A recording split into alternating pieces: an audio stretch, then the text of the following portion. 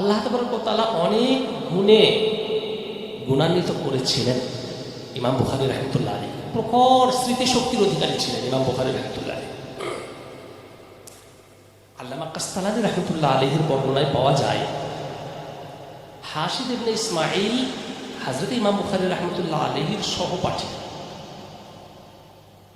হাশিদ ইবনে ইসমাঈল বলছেন যে বসরার মুহাদ্দিসদের কাছে আমরা সকলে হাদিস পড়তে যেতাম।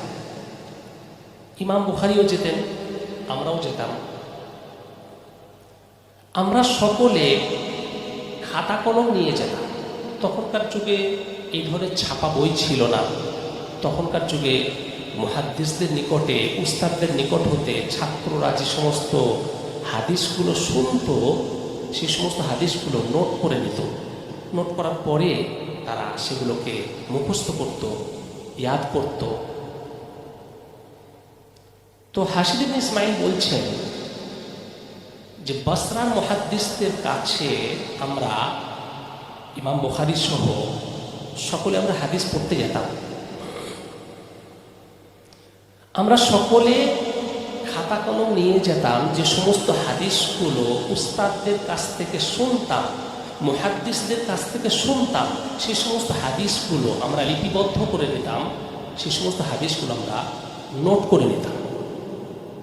ইমাম বুখারী কিন্তু খাতা কলম নিয়ে যেতেন না, হাদিস লিখতেনও না। যেতেন, বসতেন, হাদিস শুনতেন, চলে আসতেন। হাশিদ ইবনে ইসমাঈল বলছেন যে আমরা মাঝে মাঝে ইমাম বুখারীকে একটু অত্যুক্ত করতাম। আমরা মাঝে মাঝে বলতাম ইমাম বুখারীকে যে তুমি এরকমভাবে উস্তাদের কাছ থেকে হাদিসগুলো পড়ছো, আমরা তো সমস্ত হাদিসগুলো লিপিবদ্ধ করে রাখছি, সমস্ত হাদিসগুলো নোট করে রাখছি, তুমি তো কই একটা হাদিসও লেখো না। খাতা কলম নিয়ে যেতেও কি তোমার এত ভারী লাগে, বোঝা লাগে? এরকম খামোকায় মুহাদ্দিসদের কাছ থেকে এক কানে শোনা আর এক কানে বের করে দেওয়া, এই ধরনের করে লাভটা কি আছে? আমরা তো সমস্ত হাদিসগুলোকে নোট করে রেখেছি, লিপিবদ্ধ করে রেখেছি। তুমি তো কোনো হাদিসই নোট করে রাখো, লিপিবদ্ধ করে রাখো, তাহলে এরকমভাবে হাদিস পড়ে লাভটা কি আছে? হাশিদ ইবনে ইসমাঈল বলছেন যে মাঝে মাঝে আমরা ইমাম বুখারীকে অত্যুক্ত করতাম আর এরকমভাবে বলতাম।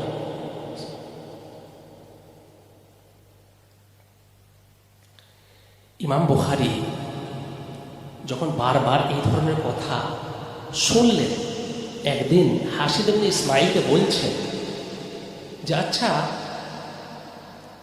তোমরা যে সমস্ত হাদিসগুলো বলছো যে আমরা নোট করে রেখেছি, লিপিবদ্ধ করে রেখেছি, ওই হাদিসগুলো কই, দেখাও তো দেখি। হাশিদ ইবনে ইসমাঈল বলছেন যে আমরা সমস্ত খাতাগুলো নিয়ে ইমাম বুখারীর কাছে আনলাম, ইমাম বুখারীর কাছে সামনে রাখলাম। ইমাম বুখারী রাহমাতুল্লাহ আলাইহি ওই সমস্ত খাতাগুলোকে দেখে উনি বললেন যে এই সমস্ত হাদিসগুলো আমার মুখস্থ, সমস্ত হাদিসগুলো মুখস্থ। আর এই বলে তিনি সমস্ত হাদিসগুলো শোনাতে আরম্ভ করে দিলেন। হাশিদ ইবনে ইসমাঈল বলছেন 15,000-এরও বেশি হাদিস ছিল ওই খাতাগুলোতে লিপিবদ্ধ। 15,000-এরও বেশি হাদিস সব ইমাম বুখারী রাহমাতুল্লাহ আলাইহি জাবানি শুনিয়ে দিলেন, মুখস্থ শুনিয়ে। হাশিদ ইবনে ইসমাঈল বলছেন যে আমরা ইমাম বুখারী যখন হাদিসগুলো জাবানি শোনাচ্ছিলেন, আমরা নিজেদের খাতাগুলোকে কারেকশন করে নিচ্ছিলাম, সংশোধন করে নিচ্ছিলাম। আমাদের লেখার মধ্যে ভুল ছিল, কিন্তু ইমাম বুখারীর স্মৃতিশক্তির মধ্যে বিন্দুমাত্র ভুল ছিল না।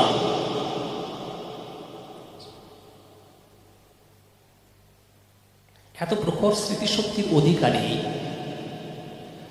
মহান আল্লাহ সুবহানাহু ওয়া তাআলা ইমাম বুখারী রাহিমাহুল্লাহ তাবারাক ওয়া তাআলাকে করেছেন।